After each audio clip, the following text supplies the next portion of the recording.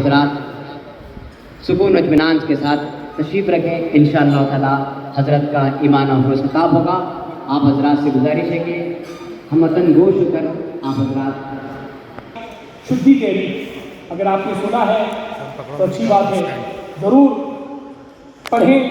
اور اس وقت کیا حالات بنائے گئے تھے، ایمرجنسی کا وہ دور جس دور سے حضور مفتی اعظم ہند رضی اللہ تعالیٰ عنہ گزرے ہیں، اس دور میں کیا تباہیاں مچی تھیں، ملت اسلامیہ پر کس قسم کے کٹھن حالات آئے تھے، اس دور میں حضور مفتی اعظم ہند رضی اللہ تعالیٰ عنہ نے استقامت کا، شریعت پر، دین پر استقامت کا جو درس دیا وہ بالکل بہت ہی عظیم قابل تقلید درس ہے۔ شدی تحریک کے موقع پر جیسا کہ آج حالات بنائے جا رہے ہیں کہ گھر واپسی اور طرح طرح کے جو نعرے ہیں جو آج بلند کیے جا رہے ہیں، اس دور میں بھی کفر و شرک اور ارتداد کی طرف ملت اسلامیہ کو دھکیلنے کی ہر طرح کی کوششیں ہو رہی تھی، سیاسی کوششیں بھی ہو رہی تھی، مالی اعتبار سے جو ہے سازشیں ہو رہی تھی، دولتیں جو ہے صرف کی جا رہی تھی مسلمانوں کو مرتد کرنے کے حوالے سے۔ حضرات گرامی، رسول اللہ صلی اللہ علیہ وسلم کی شریعت کے اس امین نے، حضور مفتی اعظم ہند رضی اللہ تعالیٰ عنہ نے کس طرح شدی تحریک کا مقابلہ کیا۔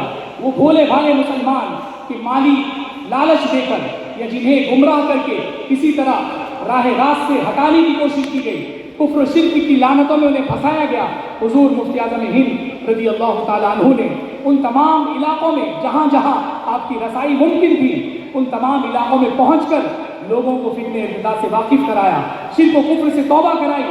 ایسے ایسے علاقے جن لوگوں نے حضور مفتی اعظم ہند کی اس زندگی کو دیکھا ہے بتاتے ہیں، کبھی ٹرین کا سفر، کبھی پیدل، کبھی بیل گاڑی کا سفر، کبھی کبھار کیچڑ اور پانی سے گزر کر گاؤں اور دیہات کو پہنچا کرتے تھے۔ حضور مفتی اعظم ہند رضی اللہ تعالیٰ عنہ نہ صرف مفتی اعظم تھے بلکہ مبلغ اعظم بھی اپنے دور کے رہے ہیں۔ حضرات گرامی، اسی طرح حضور مفتی اعظم ہند رضی اللہ تعالیٰ عنہ نے ایمرجنسی کے دور میں جب شریعت پر اور شرعی احکام پر آنچ آ رہی تھی اور ایسے لوگ جو مسلمانوں کی قیادت کا جو ہے جھوٹا نعرہ بلند کرتے تھے، مسلمانوں کے جھوٹے قائد بنے ہوئے تھے، حکومت کے فیصلوں کو منظور کر رہے تھے، ضبط تولید کے حوالے سے، نسبندی کے حوالے سے حکومتی قوانین جاری ہو رہے تھے، ایسے موقع پر جن لوگوں نے ملت فروشی کا ثبوت دیا، ان لوگوں کے مقابل میں حضرت مفتی اعظم ہند رضی اللہ تعالیٰ عنہ نے اپنی اس استقامت کا مظاہرہ کیا۔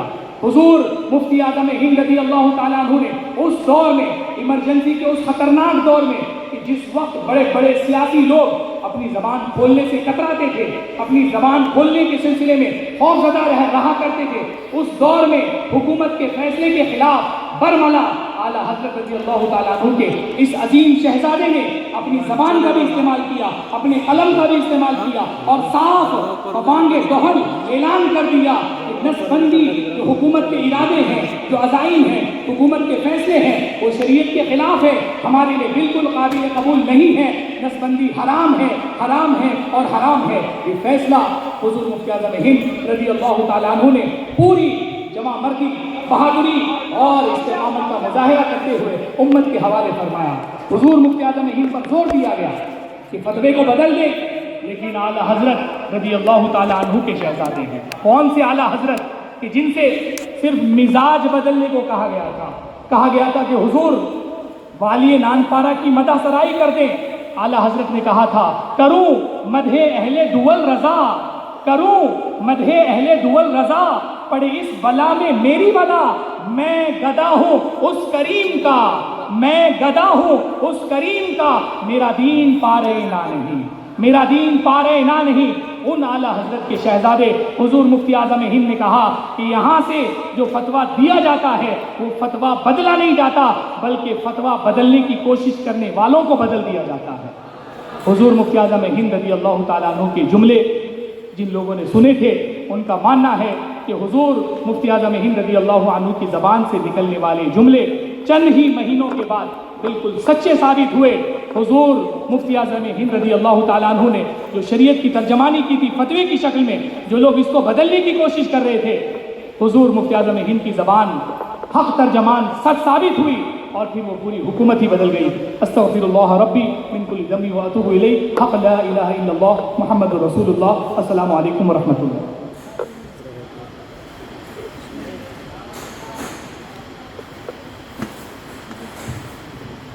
الصلاة والسلام عليك يا رسول الله.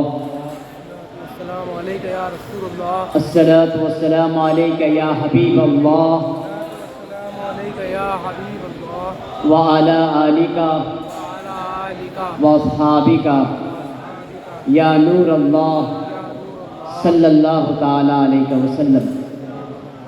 الحمدللہ ابھی آپ حضرات کے سامنے ممتاز عالم دین، نوجوان عالم دین نے پیغام امام حسین رضی اللہ تعالیٰ عنہ اور سیرت حضور مفتی اعظم ہند پیش فرما رہے تھے. الحمدللہ امام حسین رضی اللہ عنہ کا پیغام استقامت فی الدین، اپنے نانا کے دین پر استقامت سے رہنا، اپنے ایمان عقیدے کی حفاظت فرمانا، اور ایک مسلمان دوسرے مسلمان سے پیار محبت کے ساتھ رہنا. اور آج ہمارے فی الوقت ہماری قوم میں سب سے بڑا فقدان جو پایا جاتا ہے آج ہندوستانی سطح پر وہ ہے تعلیم. تعلیم سے ہم دور ہو رہے ہیں. آپ ہر فیلڈ میں دیکھیں تعلیم کے میدان میں اللہ ماشاء اللہ چند ہمارے نوجوان ہی آگے بڑھ پا رہے ہیں. تو یہاں سے ہمارا یہ پیغام ہے رضا اکیڈمی حیدرآباد کا کہ آپ حضرات تعلیم پر بھی توجہ دیں. جو اس زمانے میں جو بھی لیٹسٹ ایجوکیشن ہے اس کو ہماری نوجوان نسل کو پڑھانے کی کوشش کریں، کیونکہ اگر ہم آگے مستقبل میں ہم اپنے آپ کو کامیاب رکھنا ہے، چاہے کوئی پرائیویٹ سیکٹر ہو یا گورنمنٹ سیکٹر، اگر ہمارے پاس تعلیم رہے گی تو ہم آگے بڑھ پائیں گے. تو آپ حضرات سے گزارش ہے کہ ہم اپنے، کیونکہ اکثریت یہاں پر 90% الحمدللہ نوجوان نسل ہے الحمدللہ، اور اللہ کا کرم ہے کہ ہم یہاں پہ رضا اکیڈمی حیدرآباد کا سالوں سال سے پروگرام ہو رہا ہے. جیسے ہم نے اپنے بزرگوں کے بعد ہم نے اس کی اقتدا کی، اور الحمدللہ میں دیکھ رہا ہوں کہ ہماری بعد والی نسل بھی الحمدللہ تشریف لا رہی ہے. یہ قابل مبارکباد حضرات ہے جو اپنی اولاد کو ایسے محافل میں لے کر آ رہے ہیں. جہاں بھی علماء حق، علماء اہل سنت کی محافل ہوتی ہیں وہاں پر اپنے نوجوان بچوں کو، چھوٹے بچوں کو لے جایا کریں. آئیے میں اس جلسہ گاہ کی کارروائی کو آگے بڑھاتے ہوئے میں صلی اللہ علیہ وسلم منقبت امام حسین کے چند اشعار پیش کرنے کے لیے میں قاری محمد عمران رضا صاحب سے گزارش کرتا ہوں کہ وہ اپنے منفرد انداز میں نعت رسول صلی اللہ علیہ وسلم پیش کرنے کی سعادت فرمائیں.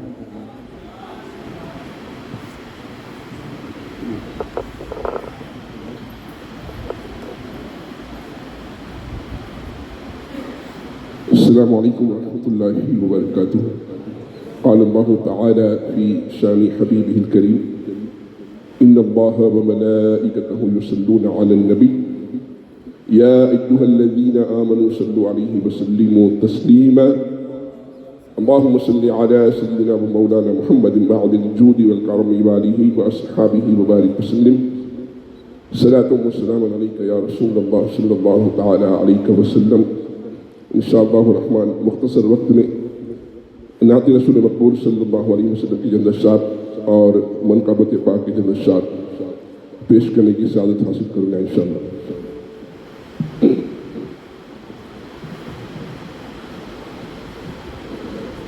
سرتاب قدم ہے تنے سلطان زمن پھول. سرتاب قدم ہے تنے سلطان زمن پھول. لب پھول دہن پھول زقن پھول بدن پھول. لب پھول دہن پھول زقن پھول بدن پھول. دل کا بھی ہمارے تو ہلائے نہیں ہلتا.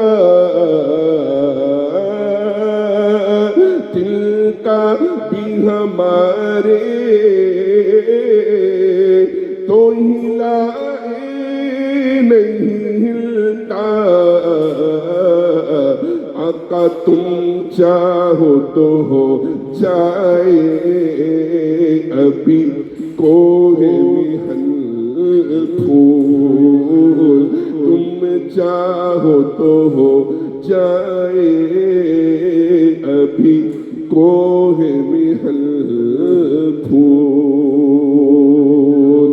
کہہ دے سبحان اللہ، امام کا کلام ہے، کہہ دے سبحان اللہ۔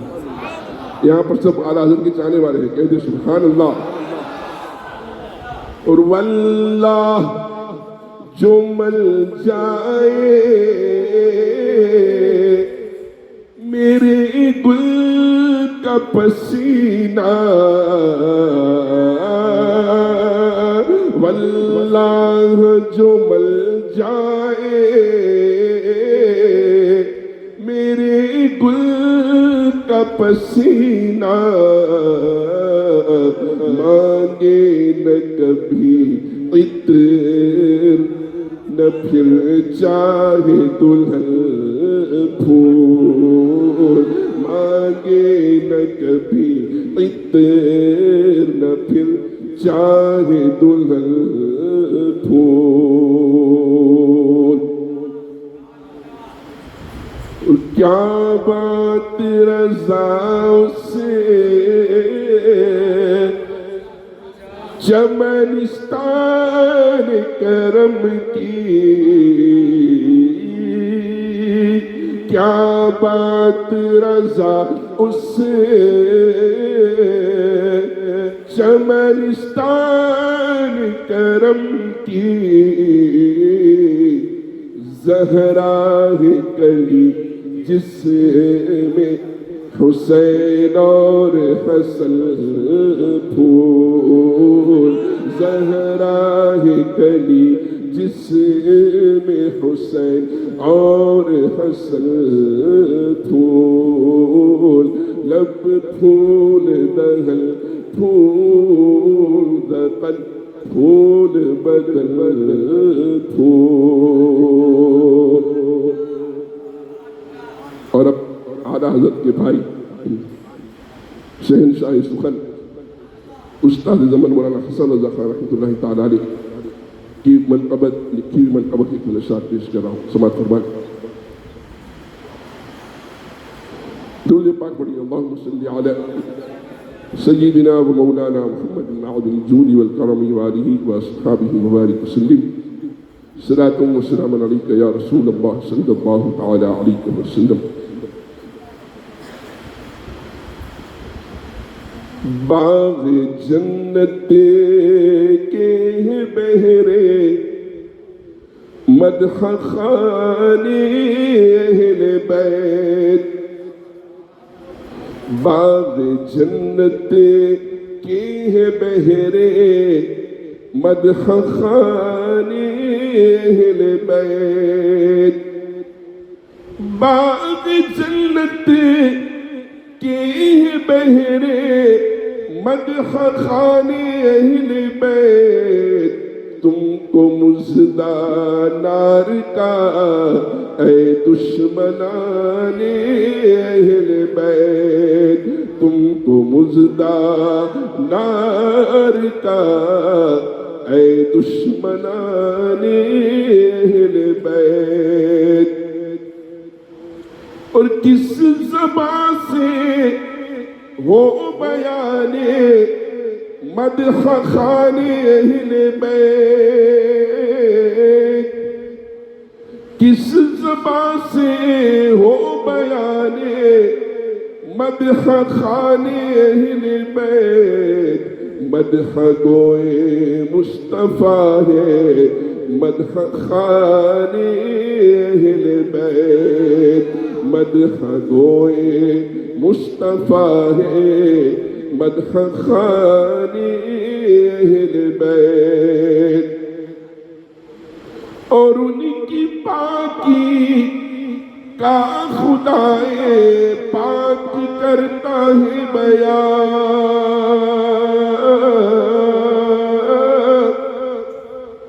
ان کی پاکی کا خدائے پاک کرتا ہے بیان، آیے تطہیر سے ظاہر ہے شان اہل بیت آئے تطہیر سے ظاہر ہے شان اہل بیت اور حاصل کلام شریف کہ ان کے گھر میں بے اجازت جبرائیل آتے نہیں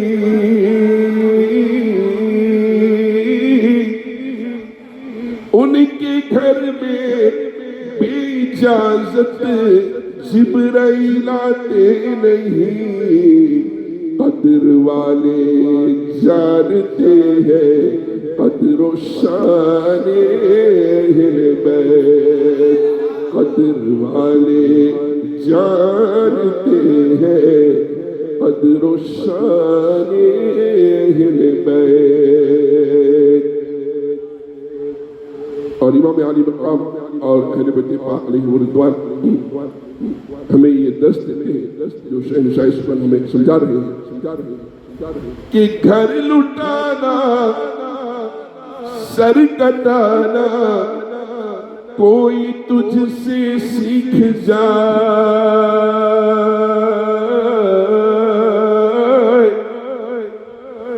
گھر لٹانا سر کٹانا کوئی تجھ سے سیکھ جائے جان عالم ہو فدا اے خاندان اہل بیت جان عالم ہو فدا اے خاندان اہل بیت اور بے ادب گستاخ فرقے کو سنا دے اے حسن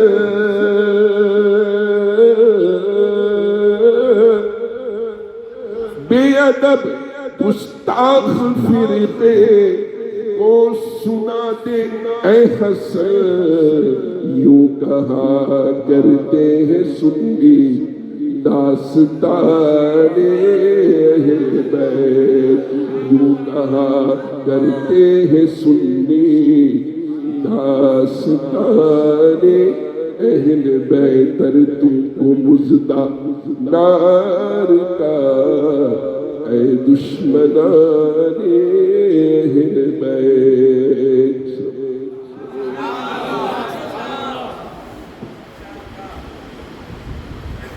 الصلاۃ والسلام علیکہ یا رسول اللہ.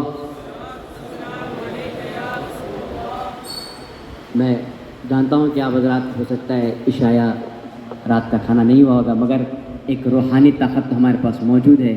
میں گزارش کرتا ہوں کہ با سے بلند آپ حضرات درود پاک پڑھیے. الصلاۃ والسلام علیکہ یا رسول اللہ. الصلاۃ والسلام علیکہ یا نور اللہ وعلی آلک واصحابک یا حبیب اللہ صلی اللہ تعالی علیہ وسلم. الحمدللہ آپ کے اور ہمارے مہمان عالم دین جس کا آپ حضرات بے چینی سے بہت دیر سے انتظار فرما رہے تھے وہ ہمارے درمیان میں آ چکے ہیں کہ میں حضرت سے ادباً مؤدبانہ گزارش کرتا ہوں کہ آپ اپنے ایمان افروز بیان سے ہمارے دلوں کو مجلا فرمائیں اور باطلوں کی خلوں میں امام حسین رضی اللہ عنہ کی نیزے کی مار انشاءاللہ تعالی حضرت کے خطاب سے ہوگا. آپ حضرات اخیر تک ہمتن گوش ہو کر حضرت کا خطاب فرمائیں انشاءاللہ تعالی. اس کے بعد صلاۃ و سلام ہوگا اور لنگر حسینی رضی اللہ تعالیٰ عنہ کا اہتمام ہے. آپ تمام حضرات سے مؤدبانہ گزارش ہے کہ تبرکات کھا کر ہی یہاں سے جائیں گے. اللہ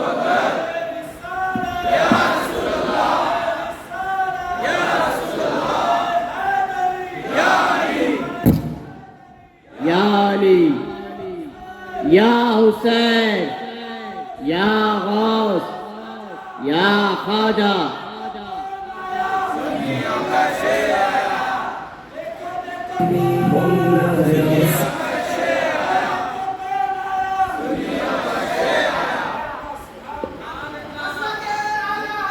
زندہ باد.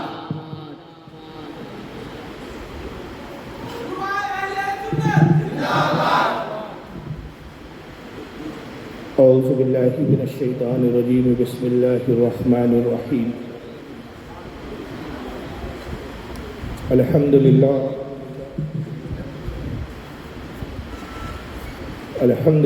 رب العالمین والعاقبۃ للمتقین موٹی ہے نا یہ. والصلاة والسلام علی من قال نبی آدم بین الماء والطین. قال اللہ تبارک و تعالی فی القرآن المجید والفرقان الحمید انما یرید اللہ لیذہب عنکم الرجس اہل البیت ویطہرکم تطہیرا. صدق اللہ العظیم. صدق صادق المصدوق علیہ الصلاۃ والتسلیم. ان اللہ وملائکتہ یصلون علی النبی یا ایھا الذین آمنوا صلوا علیہ وسلموا تسلیما. اللہم صلی علی سیدنا مولانا جد الحسن والحسین وعلی آلہ واصحابہ واہل بیتہ وذریاتہ وبارک وسلم صلاۃ دائما کثیرا کثیرا کثیرا. 13 محرم الحرام کی شب ہے آج کی. 14ویں شب لگ چکی ہے ویسے، اور 1445 ہجری ہے.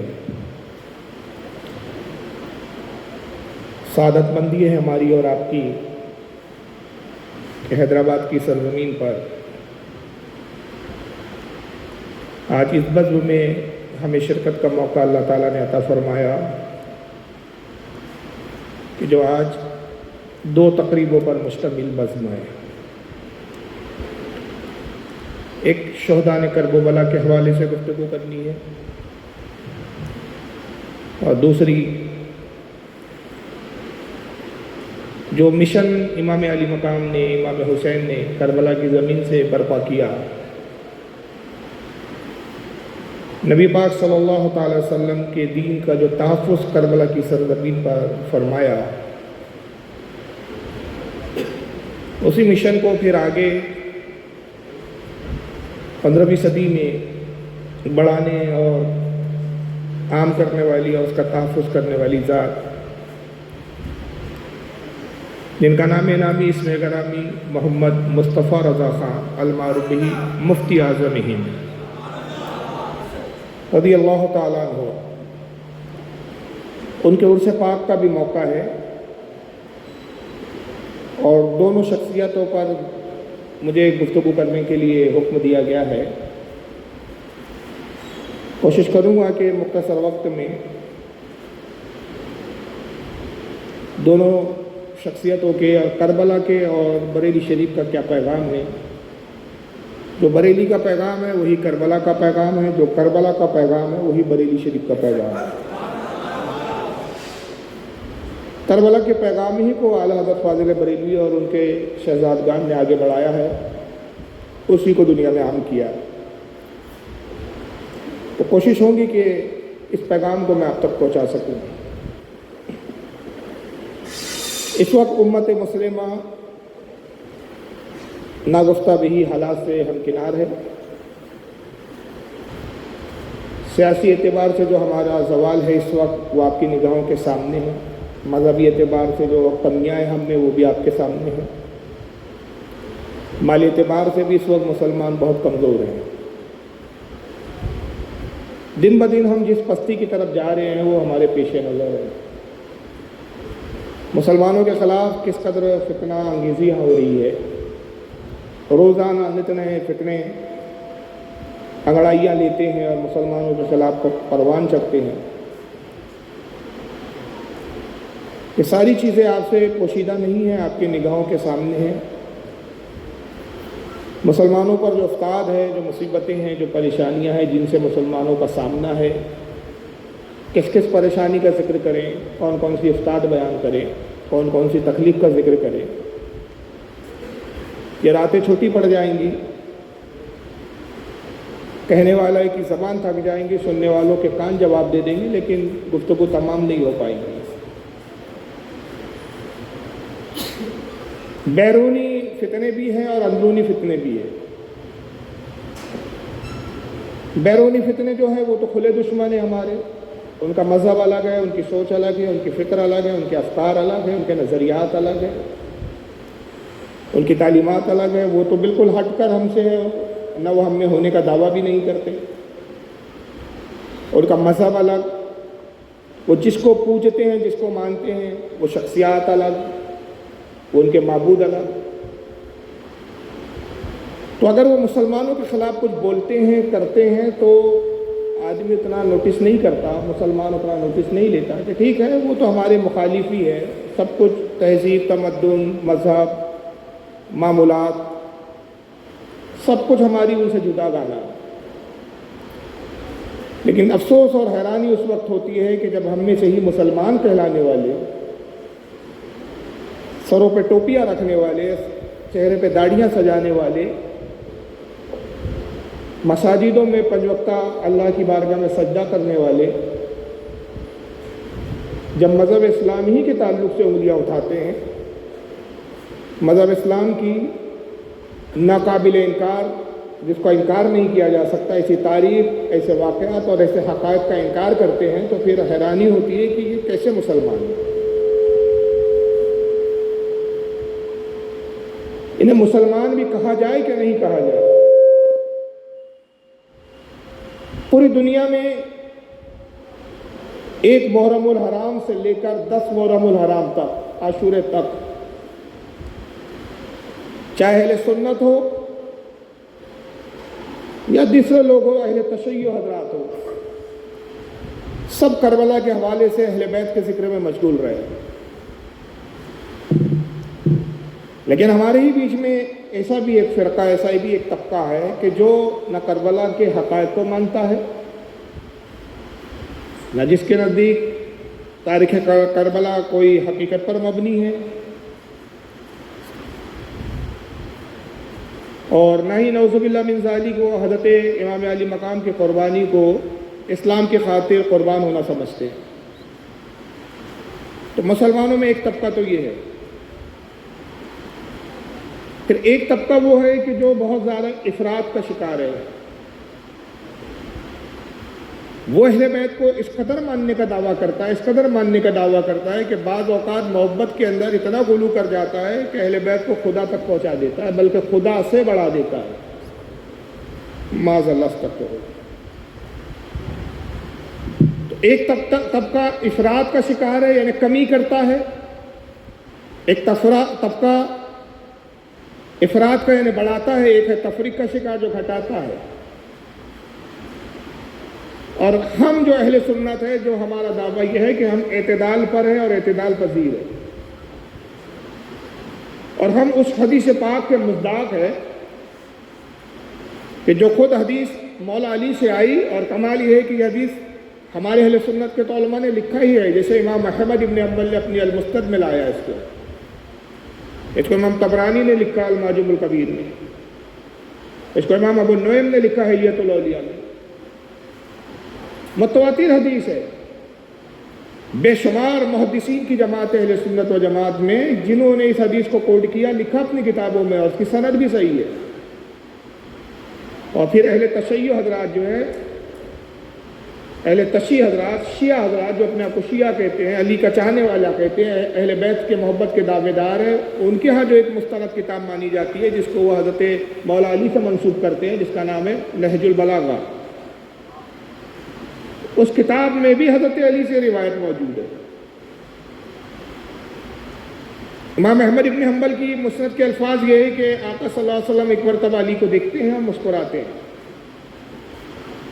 پھر کچھ غمگین بھی ہو جاتے ہیں. ایک ملی جلی کیفیت ہے آقا کی، بار بار علی کے چہرے کو دیکھتے ہیں.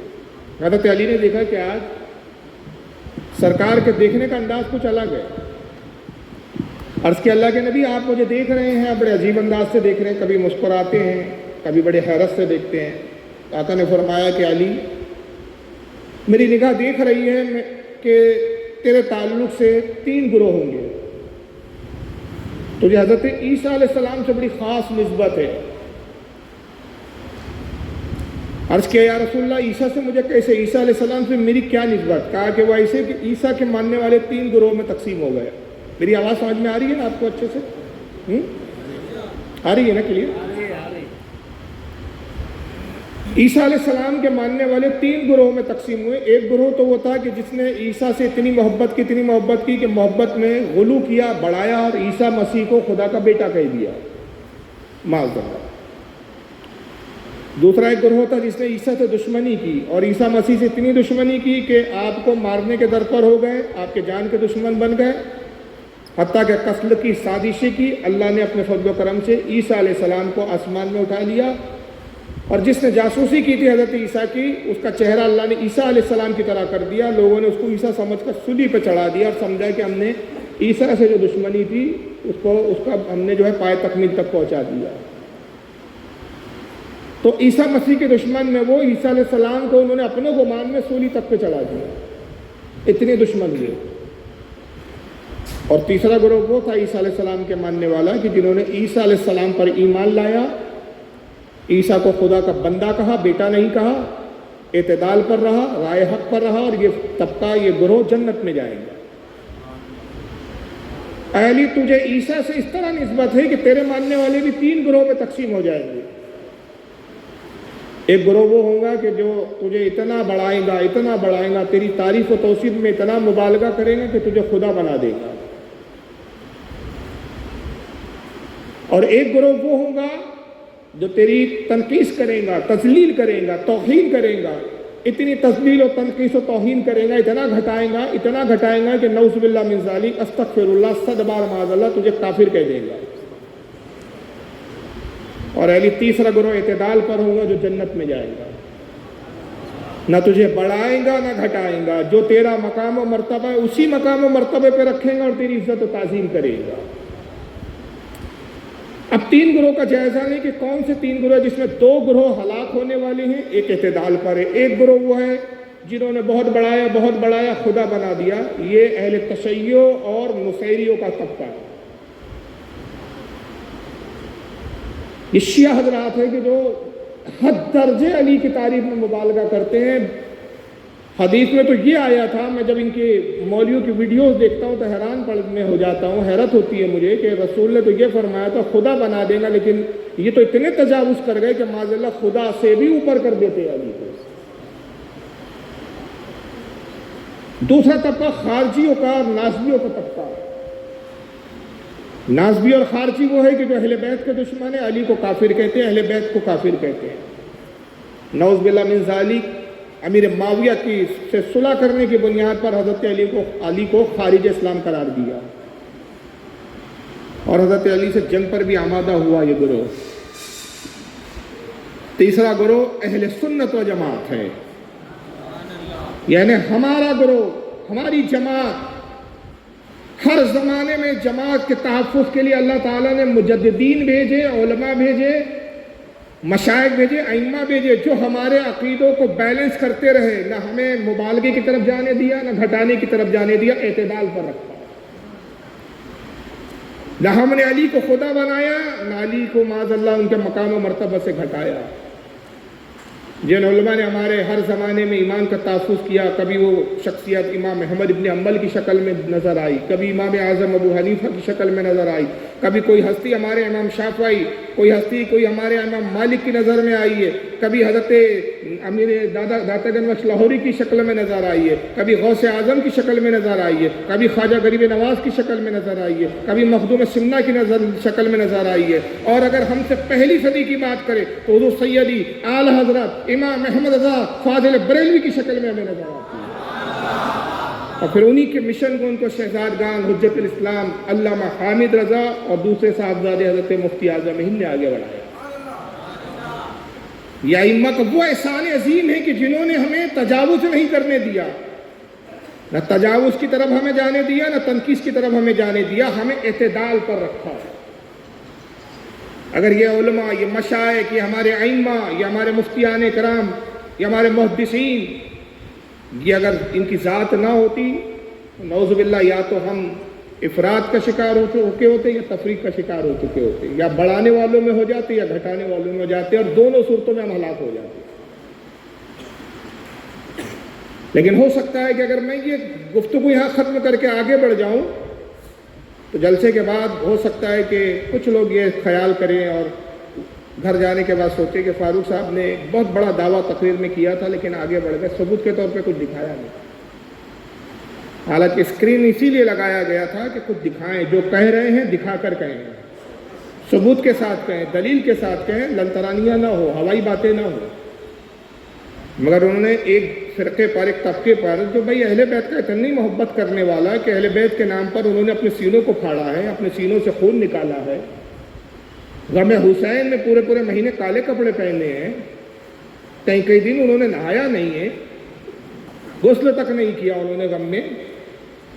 ایک ایسا طبقہ، ایک ایسی جماعت جس کو ہم اہل تشیع کہتے ہیں، اہل تشیع شیعہ کہتے ہیں، جو اہل بیت کے اتنے محبت کے دعوے دار، آپ نے ان پہ شرک کا الزام لگا دیا، اتنا بڑا الزام لگا دیا کہ محبت میں اتنے بڑھ گئے کہ خدا بنا دیا۔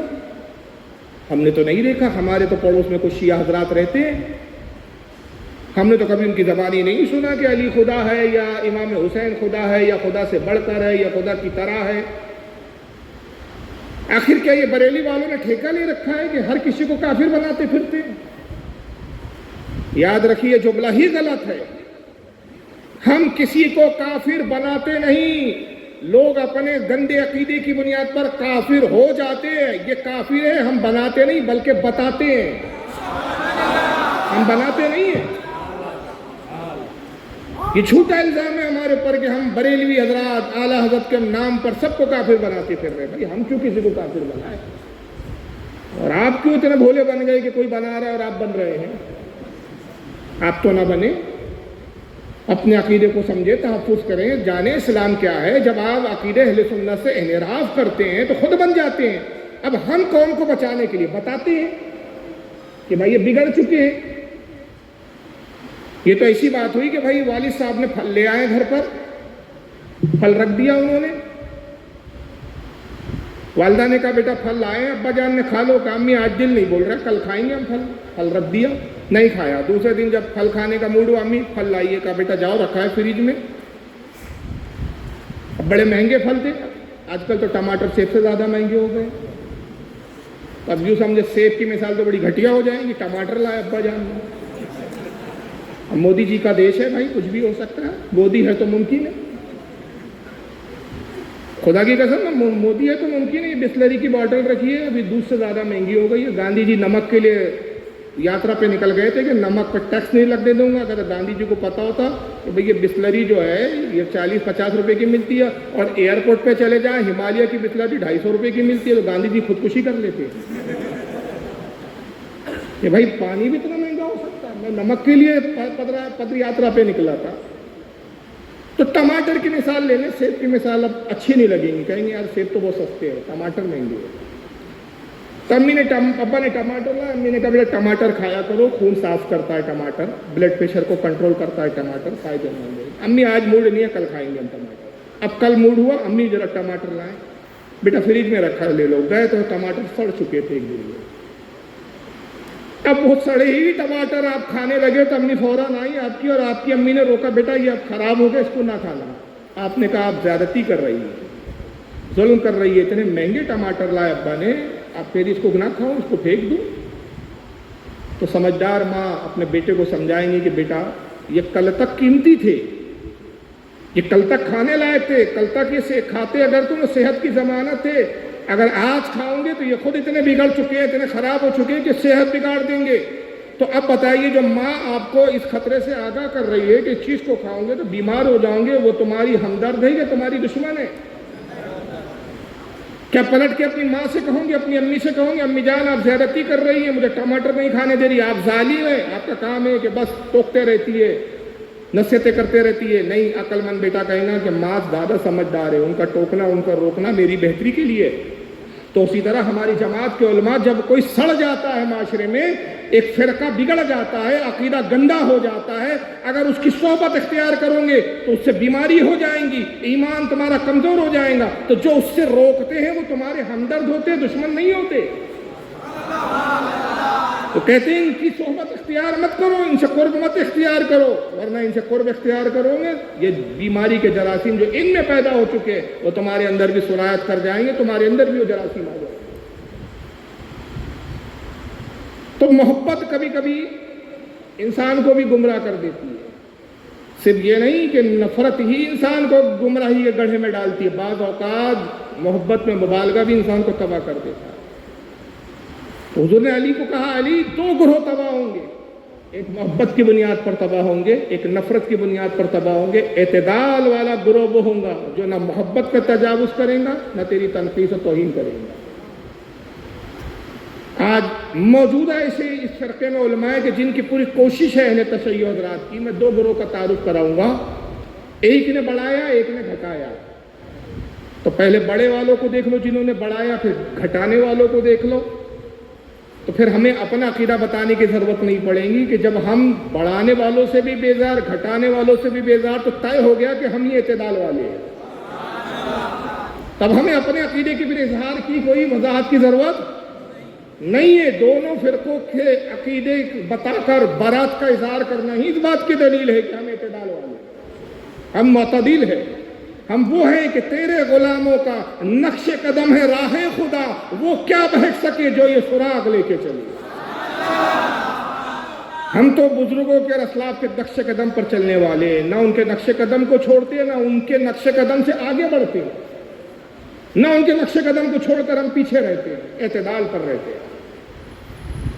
تو آج پوری کوشش ہے اہل تشیع کے جتنے مقررین دیکھ لیں آپ انٹرنیٹ پر، نہ جانے ان کو کیا ہوا بری ہے کہ محبت کا تقاضا وہ یہ سمجھتے ہیں کہ علی کو جب تک خدا نہ بنا دے، وہ کہتے ہیں کہ اہل بیت سے محبت کا حق ادا نہیں ہوتا۔ اور چونکہ ہم اس کفر آمیز محبت میں ان کا ساتھ دینے کے لیے تیار نہیں، تو الٹا چور کوتوال کو ڈانٹو کہ مصداق ہمیں نازبی کے فتوے لگاتے ہیں، جبکہ باخدا ہم نازبی نہیں ہے، ہم اہل سنت ہیں۔ اپنی پہچان کے لیے ہم مسلک اعلیٰ حضرت لفظ استعمال کرتے ہیں تاکہ تم سے امتیاز ہو کر ہمارا ایک نشانی، ہماری ایک پہچان علیحدہ ہو جائے کہ ہم وہ اہل سنت ہیں جو اپنے نبی کو زندہ مانتے ہیں، ہم وہ اہل سنت ہیں جو اپنے نبی کو مختار کل مانتے ہیں، ہم وہ اہل سنت ہیں جو اپنے نبی کو قبر میں زندہ مانتے ہیں، ہم وہ اہل سنت ہیں جو ہم اپنے نبی کو اتنا عظیم مانتے ہیں کہ بعد از خدا بزرگ تو ہی قصہ مختصر۔ یہ امتیاز ہے ہمارے لیے۔ حقیقت میں ہم اہل سنت ہے، بریلوی یا مسلک اعلیٰ کوئی فرقہ نہیں ہے۔ اور اگر کوئی اس کو پانچواں مسلک کہتا ہے، کوئی اس کو فرقہ کہتا ہے، تو اس سے گزارش ہے کہ یا تو وہ پھر آگرہ جائیں، آپ سمجھ لیں آگرہ کس لیے جایا جاتا ہے، یا پھر آپ کے علاقے میں جو اچھا بڑا ہاسپٹل ہو وہاں جائیں گے۔ تو بہرحال آئیے میں پہلی آپ کے سامنے ایک ویڈیو رکھتا ہوں، ان حضرات کی ذرا شکلیں صورتیں دیکھے جائیں۔ جس وقت علی پیدا ہوئے اس جماعت کے یہ اس طرح کے مولوی صاحب ہیں، ان کے حلیے بھی گواہی دیتے ہیں کہ یہ کس فرقے کی ترجمانی کر رہے ہیں۔ دکھ رہا سر پہ ٹوپیاں نہیں ہوتی ان کے، پتہ نہیں ٹوپیوں سے سر ڈھانپنے سے ان کو کیا الرجی ہے۔ اتنا اچھا مجمع بیٹھا ہے، دیکھیں کوئی فرد مجھے ایسا نظر نہیں آ رہا ہے جس کا سر بڑھے نہ ہو۔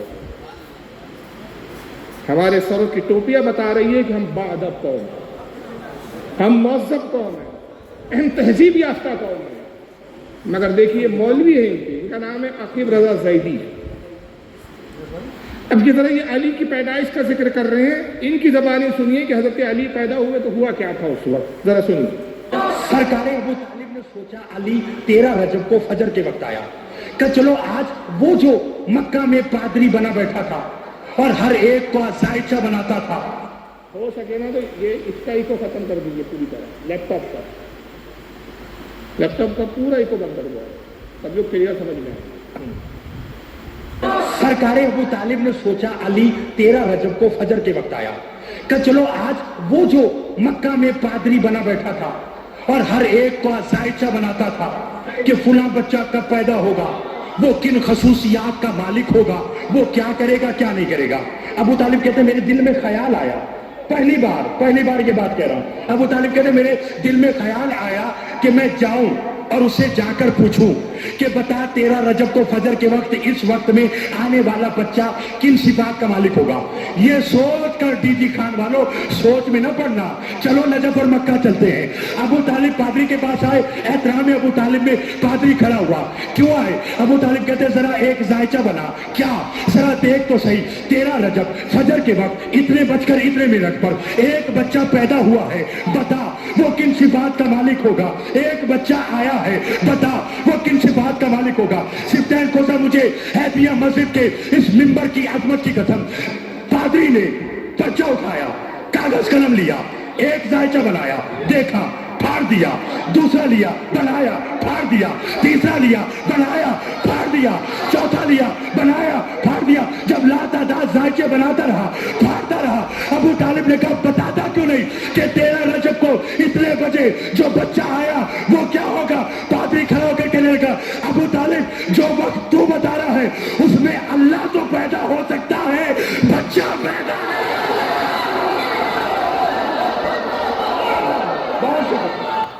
آواز سمجھ میں آ رہی ہے اس کی؟ اصل میں مجھ تک جو آواز آ رہی ہے بہت گونج کر آ رہی ہے, تو مجھے ایسا محسوس ہو رہا ہے کہ پتہ نہیں آپ لوگوں کو آواز کلیئر جا رہی ہے. اگر آپ کو آ رہی ہے تو بہت بہتر بات ہے, اس سے اچھی کوئی بہتر بات ہی نہیں آج کے پروگرام میں. یہ جناب کہتے ہیں کہ علی پیدا ہوئے, ابو طالب پادری کے پاس پہنچے, کہا 13 رجب فجر کے وقت ایک بچہ پیدا ہوا ہے, یہ صفات ہے. علی نام ہے, ذرا ذائچہ بنا, تو پادری ذرا اس کا فیوچر بتا, مستقبل بتا, کہ بچہ آگے کیا بنے گا, کیا ہوگا. پادری نے کچھ پرچہ لیا, کچھ ذائچے بنائے, کچھ دائرے بنائے, اس پہ کچھ لکھا, پھاڑا, پھینک دیا, پھر دوسرا ذائچہ بنایا, پھاڑا, پھینک دیا, تیسرا, لا تعداد کاغذ پہ وہ پھاڑتا رہا, پھینکتا رہا. ابو طالب نے کہا کہ بتاتا کیوں نہیں, کاغذ ہی پھاڑے جا رہا ہے. تو کہا کہ ابو طالب جس ساعت کو, جس تاریخ کو, جس گھڑی کو تو جس بچے کی پیدائش کے بارے میں پوچھ رہا ہے, اس گھڑی اس ساعت میں اللہ تو پیدا ہو سکتا ہے, انسان اور بچہ نہیں پیدا ہو سکتا. کیا مطلب؟ علی تھوڑی پیدا ہوئے تھے, خدا پیدا ہوا تھا علی کی شکل میں. اب اندازہ لگائیے کہ کون سی محبت ہے بھائی یہ, اور ایسی محبت کا تقاضا آپ ہم سے کریں کہ ہم بھی علی سے ایسی ہی محبت کریں جیسا آپ بتا رہے ہیں, اور اگر ہم اس محبت سے کرنے کا انکار کر دیں تو آپ ہم پہ نازوی کا فتویٰ لگا دیں. تو اصلاح تو آپ کو اپنے عقیدے کی کرنا چاہیے, توبہ کرنا چاہیے کہ روئے زمین پر کائنات میں شرک سے بڑا کوئی گناہ نہیں. اور اگر یہ شرک نہیں تو پھر شرک کس چیز کا نام ہے؟ کیا قرآن عظیم میں آپ نے نہیں پڑھا قل هو اللہ احد, کہہ دے محبوب اللہ ایک ہے, لم یلد ولم یولد, اللہ الصمد, وہ بے نیاز ہے, لم یلد ولم یولد, نہ اس نے کسی کو جنا نہ وہ کسی سے جنا گیا. رب پیدا ہونے سے پاک, اگر پیدا ہو جائے معاذ اللہ تو اس سے بڑھ کر مقام و مرتبے میں تو پھر اس کے باپ ہوگا جنہوں نے پیدا کیا ہو. نہ پروردگار عالم سے کوئی بڑا ہے, نہ اس سے کوئی عزت و تعظیم میں اس سے زیادہ ہے. اس کی ذات ازلی اور ابدی ہے, ہمیشہ سے تھا, ہمیشہ ہے, ہمیشہ رہے. اس کی خدائی کی صفت ہی یہ ہے, اس کی یکتائی اسی میں ہے کہ نہ اس کا باپ ہو نہ اس کی اولاد ہو. ماں باپ ہو تو اس کی یکتائی پہ حرف آ جائے, بیٹا جن لے اولاد جن لے, یکتائی میں فرق آ جائے. تو یہ ابھی عاقب رضا زہیری صاحب کو آپ سن چکے, یہ کہہ رہے کہ اللہ پیدا ہوا. اب ذرا دوسرے صاحب کو سن لیجیے. ابا خدا ہولیے دیکھ کے بالکل گھبرائیے گا, ان کی شکل ہی ایسی ہے. اسی اینگل سے یہ مولوی نہیں رکھتے اپنی جماعتوں کے, لیکن ہزاروں کے مجمع ہوتے ہیں, لاکھوں ان کو انٹرنیٹ پر سنتے ہیں. ان کا نام ہے جعفر جٹوئی, پاکستان کا علاقہ ہے جٹوا, وہاں کے رہنے والے ہیں, اس نسبت سے ان کا نام ہے مولوی. ان کو تو علامہ کہا جاتا ہے, میں تو مولوی بھی نہیں کہہ رہا ہوں, نام صرف نام لے رہا ہوں, ورنہ ان کے اگر آپ یوٹیوب پہ جا کے ان کی ویڈیو سرچ کریں تو علامہ لکھا ہوتا ہے ناموں کے آگے, علامہ جعفر جٹوئی. تو یہ بہرحال ان کے بہت بڑے علامہ ہیں. ذرا ان کی بھی سن لیجیے یہ کیا کہتے ہیں. ابھی گاڑی میرے پاس ہے, یہ چابی ابھی دوں گا, باقی جتنی جائیداد لاہور جا کے تمہارے نام لگوا دوں گا, کوئی بندہ اٹھے, کوئی اٹھے, وہ مجھے حضرت سلمان فارسی سے ایک سوال ثابت کرے کہ کبھی سلمان نے علی سے پوچھا یا علی تخت خلافت آپ کا ہے چھینتے کیوں نہیں؟ جنہوں نے بطول کا حق نہیں دیا ان کے دربار میں کیوں جاتے ہو؟ جو محمد کے جنازے میں نہیں ہے آپ ان کے پاس بیٹھتے کیوں ہو؟ سلمان کے اسکندر ہی نہیں، سلمان کے اسٹیٹس ہی نہیں، سلمان یہ باتیں پوچھتا ہی نہیں، کیونکہ سلمان کو پتا ہے علی منبر پہ ہو یا مصلی پہ ہو خلیفہ علی ہے۔ سلمان کیا باتیں پوچھتا ہے؟ سلمان کیا پوچھتا ہے؟ سلمان کہتا ہے مولا آپ کب سے ہیں؟ مجبوری ہے میری، میں بٹن کھولوں سوٹر اتاروں گائے تلوں میز بننا سبھی کرتا کر تم میں پھینکوں پھر مجھے دعوت دو گے۔ سلمان کہتا ہے مولا آپ کب سے ہیں؟ علی فرماتے ہیں جب سے وہ ہے۔ اللہ اکبر، ہاتھ اٹھانا چاہیے، ہاتھ بلند ہونا چاہیے تاکہ علی تم سے راضی ہو جائے۔ جب سے وہ ہے، علی فرماتے ہیں جب سے وہ ہے، جب سے وہ ہے۔ سب کہنا مجھے سننا، جب سے وہ ہے۔ اگلی بات سلمان نے بڑی خوبصورت کی، سلمان کہتے مولا وہ بھی تھا، آپ بھی تھے، جگہ نہیں تھی، مکان نہیں تھا، وہ کہاں رہتا تھا، آپ کہاں رہتے تھے؟ مسکرا کے علی فرماتے سلمان میرے بچے تمہیں گھبرانے کی ضرورت نہیں ہے، نہ اسے جگہ کی ضرورت ہے، نہ ہمیں مکان کی ضرورت ہے، بس وہ ہم میں رہتا تھا، ہم اس میں۔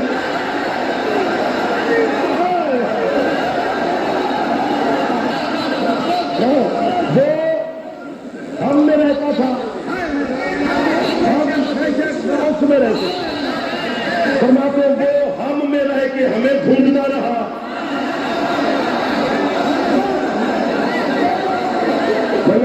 ہم اس میں رہ کے اسے ڈھونڈتے رہے، بس ایسے سلمان ڈھونڈتی رہی۔ سمجھ میں آیا؟ ابھی گاڑی میرے پاس، پہلے کہتے ہیں گاڑی میرے پاس ہے، کار کی چابی دکھا رہا ہے، وہ کار کی چابی ہے، اس کے بعد کہتا گاڑی میرے پاس ہے، میرا چیلنج کو جو ایکسیپٹ کرے قبول کرے، گاڑی بھی دوں گا، پیسہ بھی دوں گا۔ کوئی یہ ثابت کر دے کہ حضرت سلمان فارسی نے پوری زندگی میں حضرت علی سے یہ سوال کیا ہو کہ علی جنہوں نے آپ کی بیوی فاطمہ کا باغ فتح کھا گیا، معلوم ہے نا، معاذ اللہ الزام لگاتے کہ ابو بکر صدیق نے کیا کیا تھا، حضرت فاطمہ کا ایک باغ تھا جو حضور نے دیا تھا فتح، اس کو ابو بکر نے ہڑپ کر لیا۔ ایک عقیدہ یہ کہ رسول اللہ صلی اللہ علیہ وسلم کے جنازے میں کوئی صحابی نہیں گیا، یہ سب خلافت کے جھگڑے لڑنے میں مشغول تھے۔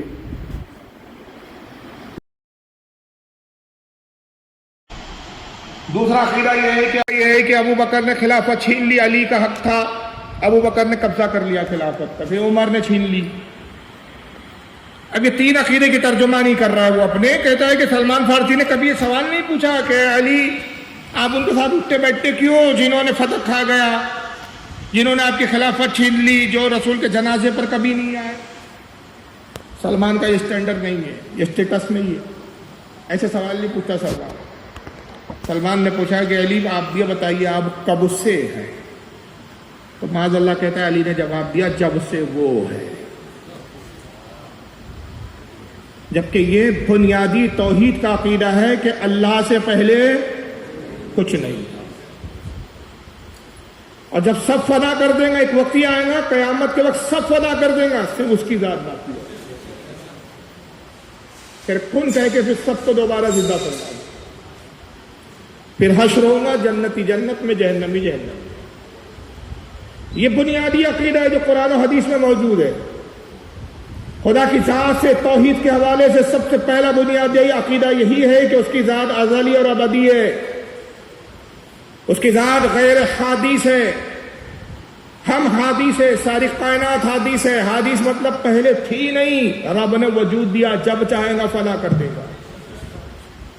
ایسا نہیں تھا کہ وہ پہلے تھا نہیں پھر آیا پھر فنا ہو جائے، نہیں، معاذ اللہ اس کا عدم محال ہے، اس کا نہ ہونا محال ہے، ہو ہی نہیں سکتا۔ ایک لمحہ، ایک سیکنڈ، ایک گھڑی کا کروڑواں اربواں حصہ بھی ایسا نہیں ہو سکتا کہ جب خدا کا وجود معدوم ہو جائے، غائب ہو جائے۔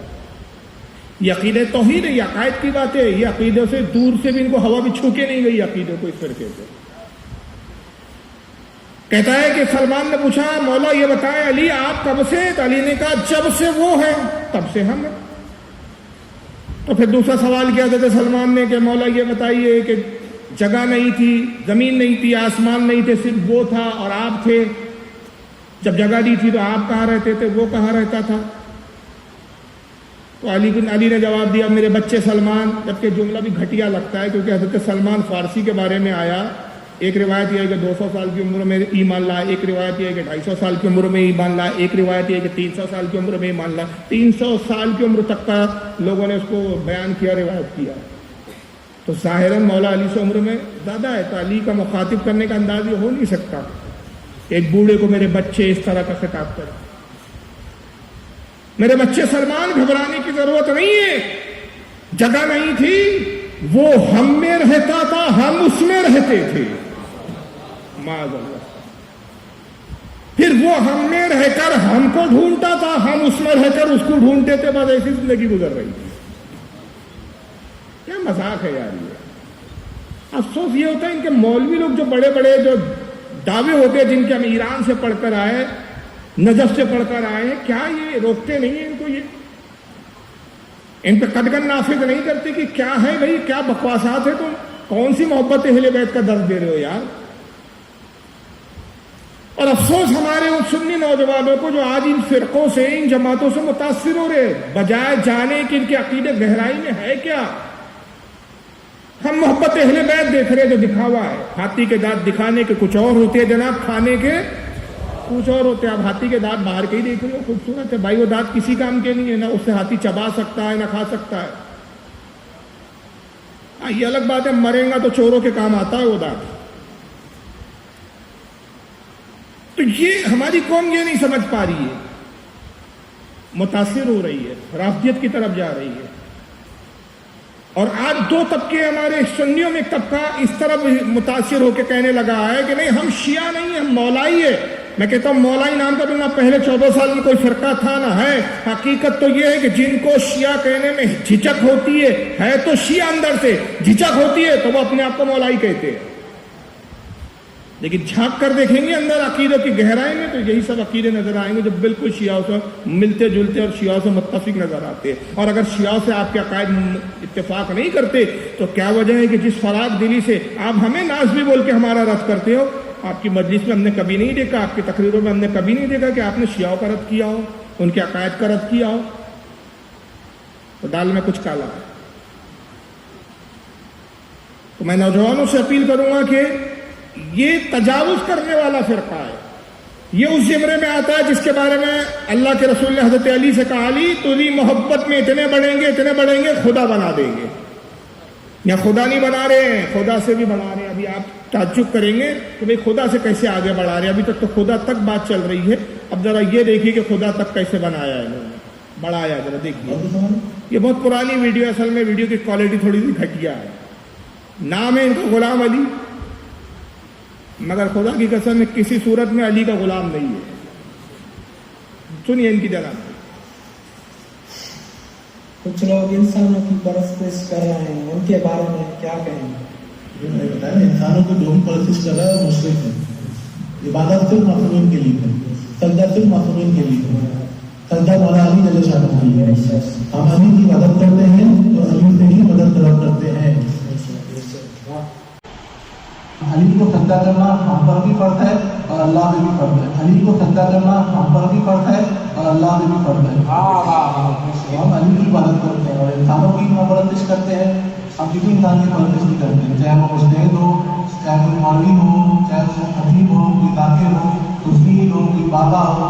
ہم کسی انسان کی پرستش نہیں کرتے اور جو انسان کی پرستش کر رہے ہیں وہ مشرک ہے. ہم سب معصومین کی مدد کرتے ہیں، معصومین کی پرستش کرتے ہیں، معصومین سے ہی مدد کرتے ہیں.